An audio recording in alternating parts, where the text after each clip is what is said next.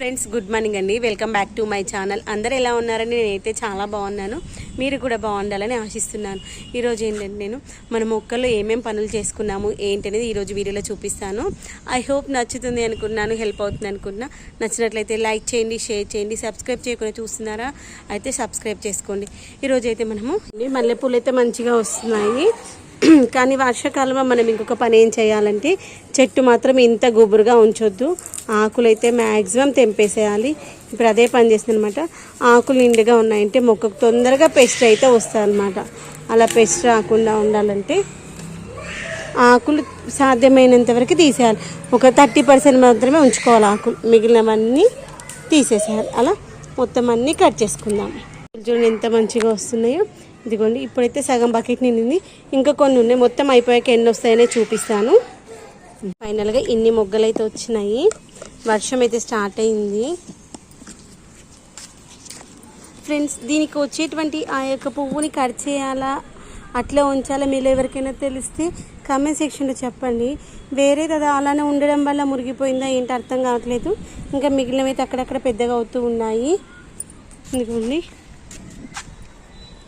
పెద్దగా అవుతూ ఉన్నాయి. చూసేద్దాం కింద. ఇంకా నేను మీకు ఇంకొకటి చూపిస్తాను. క్రూన్ చేస్తేనే ఈ వర్షాకాలంలో మల్లె చెట్టుకి ఎలాంటి పెస్ట్ రాదు, లేదంటే పెస్ట్ అయితే వచ్చేస్తుంది. ఇప్పుడైతే సగం వరకే కట్ చేస్తాను. ఇంకా వర్షం పడుతూ ఉంది, స్టార్ట్ అయింది అనమాట వర్షం. అందుకోసమని మళ్ళీ రేపు మిగిలింది కట్ చేసుకుందాము. ఎంత మంచిగా వచ్చాయి చూడండి. ఇంకొక వారం 10 రోజుల్లో ఇంకా మంచిగా వస్తాయన్నమాట.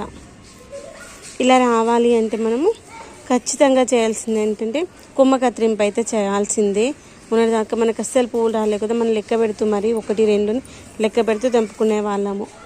అంతకుముందు అవి కూడా రాలేదు కొన్ని రోజులు, కానీ ఇప్పుడు వస్తున్నాయంటే కారణం ఏంటంటే మనం ఇచ్చేటువంటి లిక్విడ్ పోషకాలు, దాంతోపాటు కొమ్మ కత్తిరింపు. ఇవి 2 లేకపోతే పువ్వులు అనేటువంటివి ఇంత మంచిగానైతే అస్సలు రావన్నమాట.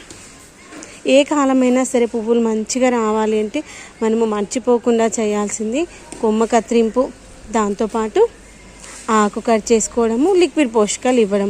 ఈ 3 పనులు అయితే చేయాలి. కొమ్మ కత్తిరింపు చేసేసి ఆకు మొత్తం దూసేసేయాలి. ఆకు ఎంత మంచిగా దూసేస్తే ఎక్కడైతే ఆకు ఊడిపోతుందో అక్కడ నుండి కొత్త చిగురు అయితే వస్తుందన్నమాట. పాత కొమ్మలన్నీ తీసేసేయాలి, పండు వారిపోయిన ఆకులన్నీ తీసేసేయాలి. అలా చేసినప్పుడే మనకు ఇంత మంచి రిజల్ట్ అయితే వస్తుంది. చూడండి పువ్వులు ఎంత మంచిగా వస్తున్నాయో. ఇలా మంచి పెద్దగా రావడానికి రీజన్ అయితే మనం ఇచ్చేటువంటి లిక్విడ్ పోషకాలే అన్నమాట. ఇవ్వండి ఇక్కడ ఇంకా మంచిగా గుబురుగా రావాలి, వస్తుంది. ఇంకా మళ్ళీ మనము కొమ్మ కత్తిరింపు అయితే చేస్తూ ఉండాలి. ఇదిగోండి ఎంత మంచిగా వస్తున్నాయి చూడండి పువ్వులు అయితే. అసలు ఏంటంటే మనము చేసిన పనికి ఫలితం వస్తుంది చూడండి, అప్పుడు ఇచ్చేటువంటి తృప్తి ఇంకేది ఇవ్వలేదు. మనుషులకి మనం చేసినటువంటి సహాయం మర్చిపోతారేమో, కానీ మొక్కలకు చేసినటువంటి పని అది ఏదో ఒక రూపంలో మనకైతే చూపిస్తుంది. మనం మొక్కకు నీళ్లు పోసామనుకోండి, మొక్క కొంచెం కొంచెంగా ఎదుగుతూ అది మంచి కొత్త చిగులను ఇస్తూ, కొత్తగా మనకి పూతను వస్తూ, దాని నుండి వచ్చేటువంటి రిజల్ట్ అయితే ఇస్తుంది. పూల చెట్టు అనుకోండి పూలని ఇస్తుంది, కాయల చెట్టు అనుకోండి కాయలని ఇస్తుంది. ఏమీ లేకపోతే అందాన్ని ఇస్తుంది. మనం ఇప్పుడు ఏంటి ఆర్నమెంటల్ ప్లాంట్స్ ఉంటాయి కదా, వాటికి పూత కాత రాకపోయినా మొక్క చూస్తేనే అందంగా కనిపిస్తుంది, ఆకులు అందంగా ఉంటాయి. ఆ యొక్క పచ్చదనాన్ని చూసి ఎంతో తృప్తిగా అనిపిస్తుంది. దాని నుండి వచ్చేటువంటి స్వచ్ఛమైన గాలిని ఆస్వాదిస్తూ చాలా బాగా ఎంజాయ్ చేస్తాం కదా. ఇదిగోండి ఎంత మంచిగా వస్తుంది చూడండి మల్లెపూలు అయితే. ఐఎమ్ సో హ్యాపీ అనమాట. మనం చేసిన పనికి ఫలితం అంటే ఇది. మనుషులకి చేసేటువంటి సహాయం అప్పుడే మర్చిపోతారు, కానీ మొక్క అయితే మనకి అది ఉన్నన్ని రోజులు ఏదో ఒక రూపంలో మనకి సంతోషాన్ని అయితే మిగిలిస్తుంది. ఏమంటారు, అవునా కదా? చూడండి ఎంత మంచిగా వస్తున్నాయో. ఇదిగోండి ఇప్పుడైతే సగం బకెట్ నిండింది, ఇంకా కొన్ని ఉన్నాయి. మొత్తం అయిపోయాక ఎన్ని వస్తాయనే చూపిస్తాను.